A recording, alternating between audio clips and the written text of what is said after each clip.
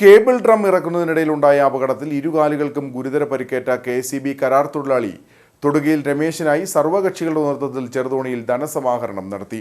ധനസമാഹരണത്തിൽ രാഷ്ട്രീയ സാമൂഹ്യ രംഗത്തെ നിരവധി ആളുകൾ പങ്കെടുത്തു. KCBയുടെ കേബിൾ ഇറക്കുന്നതിനിടയിൽ കാലുകൾക്ക് ഗുരുതരമായി പരിക്കേറ്റ കരാർ തൊഴിലാളി തൊടുകയിൽ രമേശൻ ആലുവ രാജഗിരി ആശുപത്രിയിൽ ചികിത്സയിലാണ്. ഇതുവരെ 4ഓളം ശസ്ത്രക്രിയകൾ കഴിഞ്ഞു. ഇനി ഞരമ്പ്, മസിൽ എന്നിവ പൂർണ്ണതോതിലാക്കുന്നതിനായി വേറെയും ശസ്ത്രക്രിയകൾ നടത്തണം.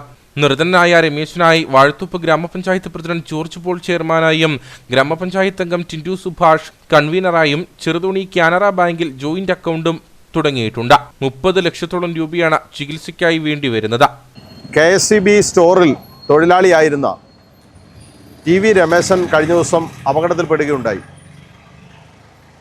വലിയ കേബിളുകൾ കൊണ്ടുവന്ന വലിയ ഡ്രമ്മ് വാഹനത്തിൽ നിറക്കുന്നതിനിടയിലാണ് അദ്ദേഹത്തിന് അപകടം ഉണ്ടായത്.